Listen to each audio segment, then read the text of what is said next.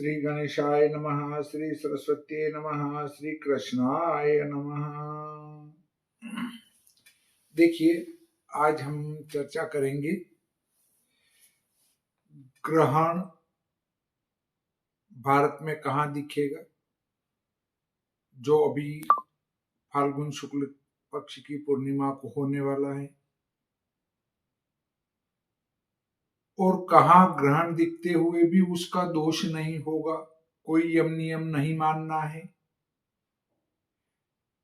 मंदिर के कपाट भी बंद नहीं होंगे, भ्रम में न पड़े, होलिका दहन आदि पर विस्तार से चर्चा करेंगे। देखिए, खग्रास ग्रस्तोदित चंद्र ग्रहण, ये सब मैं जो बता रहा हूं वो श्री भादव माता पंचांग के आधार पर बता रहा हूं। संवत 2082 फाल्गुन शुक्ल पक्ष पूर्णिमा मंगलवार दिनांक 3/3/2026 ईस्वी, चंद्र का विरल छाया में प्रवेश दिन में 2:14 पर, स्पर्श दिन में 3:20 पर, सम्मिलन दिवा 4:35 पर, मध्य सायं 5:19 पर, सम्मिलन उन्मिलन सायं 5:33 पर और मोक्ष सायं 6:47 पर होगा। विरल छाया से निर्गम सायं 7:53 बजे होगा। तो देखिए, सम्मिलन और उन्मिलन क्या है। सम्मिलन का अर्थ है पूरा ग्रहण प्रारंभ होना, अर्थात उसकी एक कोर भी नहीं दिखना, मतलब पूरा चंद्र का गोला ढक जाने के समय को कहते हैं सम्मिलन, और दिखना प्रारंभ हो जाता है उसको कहते हैं उन्मिलन। ग्रहण का स्पर्श ग्रहण प्रारंभ होता है और ग्रहण का मोक्ष ग्रहण मोक्ष होता है, उस समय को कहते हैं। इसके बाद विरल छाया में प्रवेश, एक विरल छाया भी होती है जिसमें प्रवेश का कोई महत्व नहीं होता है, और विरल छाया से निर्गम का भी कोई महत्व शास्त्रों में नहीं बताया गया है। इससे भारतीय ज्योतिष में इस प्रकार के ग्रहण का विवरण नहीं पाया जाता है। जो विदेशी लेखक हैं उनने ही इसके ऊपर अपनी लेखनी चलाई है, और या फिर हमारे केतकर महोदय ने इस पर लेखनी चलाई है। ज्योतिर्गणितम में जो हमारा विरल छाया प्रवेश विरल छाया निर्गम आता है, और मांड्य चंद्र ग्रहण का उल्लेख भी इसी में किया गया है। बाकी अन्य पुस्तकों में इसका उल्लेख भारतीय पुस्तकों में नहीं पाया जाता है। देखिए, चंद्र ग्रहण में कभी भी सम्मिलन उन्मिलन ग्रहण का आरंभ दिन में नहीं होता, चूंकि यहाँ ये दिन में हो रहा है तो इस समय जहां पर रात्रि रहेगी पूर्वी देशों में, वहां पर ये ग्रहण पूरा दिखेगा, और बाकी भारत में चंद्र उदय होता जाएगा शाम को, और वो ग्रहण दिखता जाएगा। तो जब जिस स्थान पर भारत में चंद्र उदय होगा वहां पर ग्रहण से ग्रसित हुआ चंद्र ही उदय होगा। चूंकि कोई भी ग्रहण ग्रस्त हुआ, मतलब ग्रहण होता हुआ उदय होता है, तो उससे ग्रस्तोदित कहते हैं, और यदि कोई ग्रहण होता हुआ अस्त हो जाए तो उसको ग्रस्तास्त कहते हैं। तो यहां पर सिद्धांत शिरोमणि और सूर्य सिद्धांत में ये लिखा गया है कि 1 अंगुल से अल्प यदि ग्रहण होता हो तो उसका आदेश नहीं करना चाहिए, उसका यम नियम पूजा पाठ ग्रहण का सूतक वगैरह कुछ भी नहीं मानना है। अब इस प्रकार का मैं आपको विवरण पूरा बताता हूं। चूंकि ग्रहण के स्पर्शादि काल दिन में आ रहे हैं, इससे यह ग्रहण भारत में चंद्रोदय से पूर्व ही प्रारंभ हो जाएगा। इससे संपूर्ण भारत में ग्रस्तोदित ग्रहणी दृश्य होगा, चंद्रोदय होता जाएगा और ग्रहण दर्शन होता जाएगा।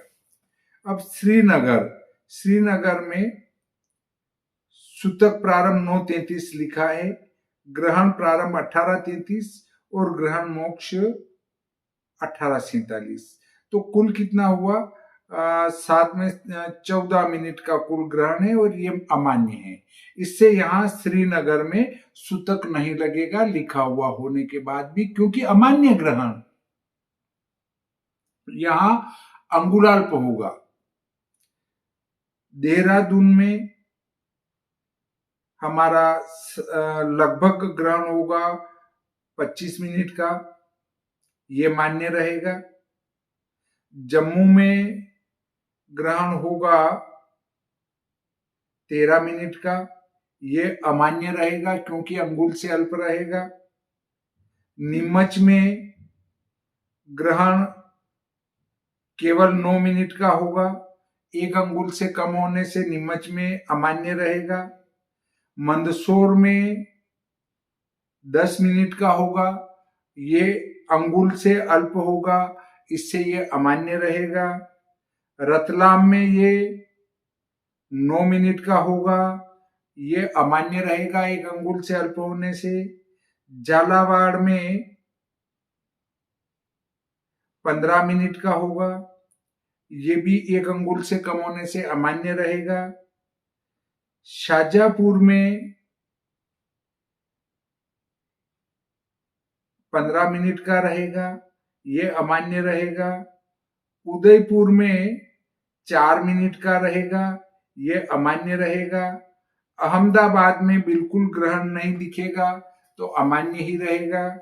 गुजरात के पूर्वी बिल्कुल पूर्व क्षेत्र में 1-2 मिनट का ग्रहण दिख सकता है, बाकी पूरे गुजरात में ये चंद्र ग्रहण नहीं दिखेगा। इसके बाद हमारे बाड़मेर में ये ग्रहण नहीं दिखेगा, जैसलमेर में ये ग्रहण नहीं दिखेगा। तो जहां नहीं दिख रहा है वहां तो मानने की आवश्यकता ही नहीं है।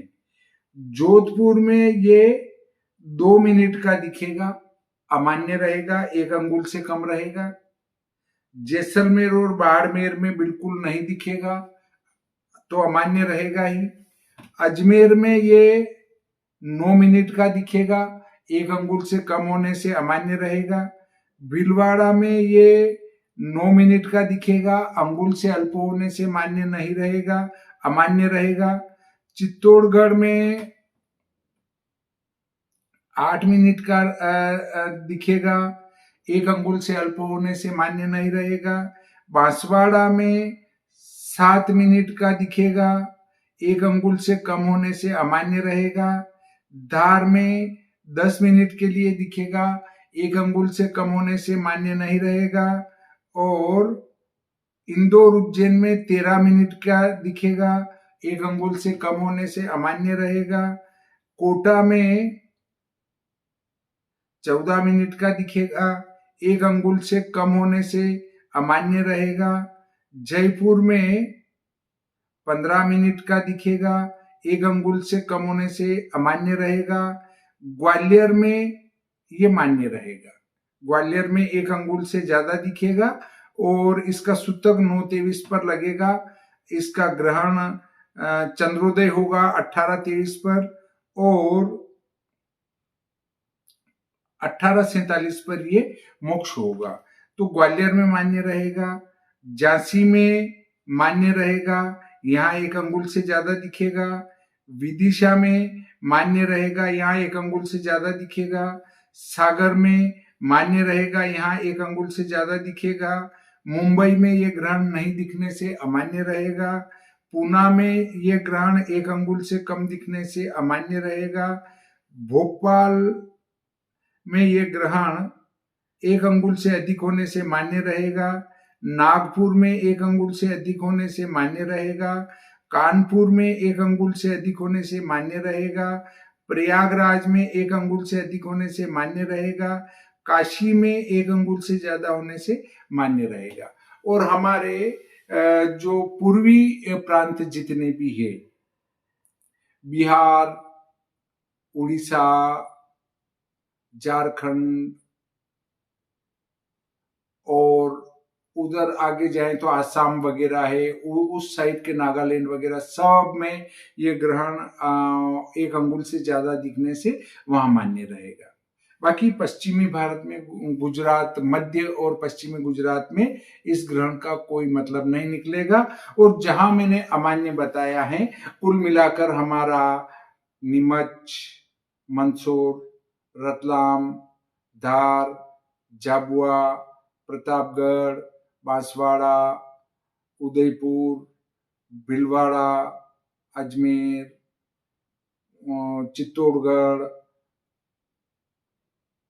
झालावाड़, इन इन क्षेत्रों में, कोटा, इन जिलों में ये ग्रहण मान्य नहीं रहेगा। इससे आप आपके जो प्रतिदिन के कार्य चलते हैं उनको नियमित रूप से करते रहें। मंदिर के कपाट भी बंद नहीं होंगे। जहां ये ग्रहण होगा वहां के लिए क्या फल घटित होगा ये मैं आपको बता देता हूँ। जिस नगर के सम्मुख अमान्य लिखा है वहां पर ग्रहण 1 अंगुल से न्यून होने से शास्त्रों के अनुसार इसका कोई महत्व नहीं होता है। इससे उस स्थान पर ग्रहण अमान्य लिखा गया है।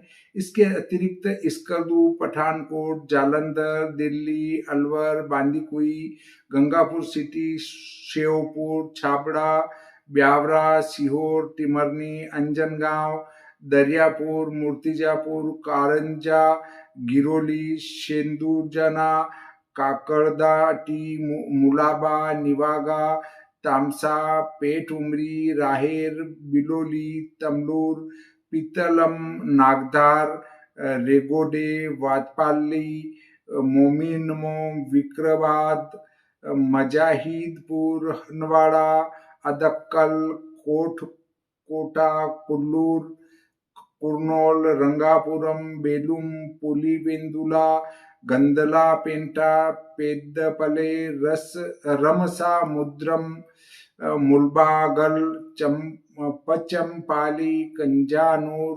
कोडामंडपट्टी, मानामदुराई, सयालागुड़ी एवं इनके पश्चिम के नगरों तथा अजमेर, इंदौर, उज्जैन, नीमच में ग्रहण 1 अंगुल से कम दृश्य होगा। इससे ग्रहण से संबंधित वेद, सूतक, स्नान, दान, पुण्य कर्म, यम, नियम मान्य नहीं होंगे। परंतु इन नगरों के पूर्व में सभी प्रकार के सूतक, स्नान, दान, पुण्य कर्म, यम, नियम मान्य होंगे। फिर भी यदि कोई चाहे कि हमें तो नियमों का पालन करना ही है, तो ऐसी स्थिति में सायं 6:47 बजे ग्रहण मोक्ष पर स्नान करे। बाड़मेर, जैसलमेर, मध्य एवं पश्चिमी गुजरात, पाकिस्तान में यह ग्रहण दृश्य नहीं होगा। इन क्षेत्रों में यह मान्य रूप में दृश्य होगा। इससे इन क्षेत्रों में ग्रहण से संबंधित वेद, सूतक, स्नान, दान, पुण्य कर्म, यम, नियम मान्य नहीं होंगे। ग्रहण विवरण: यह चंद्र ग्रहण पूर्वा फाल्गुनी नक्षत्र एवं सिंह राशि मंडल पर मान्य है। अतः इन राशि नक्षत्र वालों को ग्रहण दर्शन नहीं करना चाहिए। ग्रहण का स्वामी इंद्र होने से राजाओं के परस्पर वैर, शरद ऋतु में उत्पन्न होने वाले धान्यों का नाश और जगत में अक्षेम तथा अकल्याण आदि अशुभ फल हो।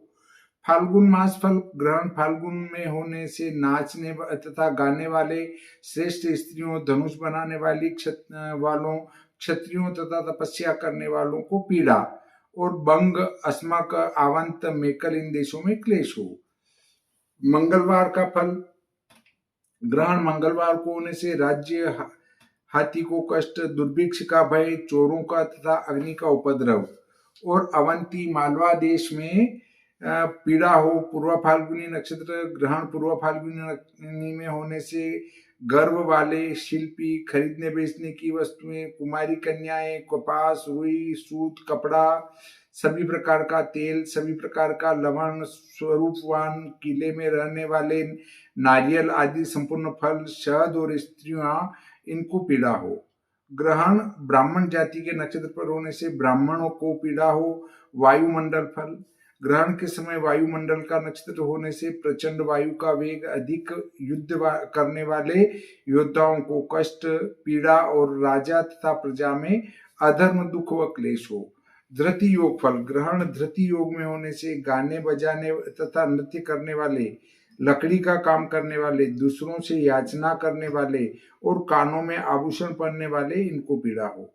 सिंह राशि फल: ग्रहण सिंह राशि में होने से पुलिंदगण, कश्मीर, मेकल देश, किले में रहने वाले, सत्वयुक्त, तेजस्वी, राजा, वन में विचरने वाले और पशु, इनको पीड़ा हो।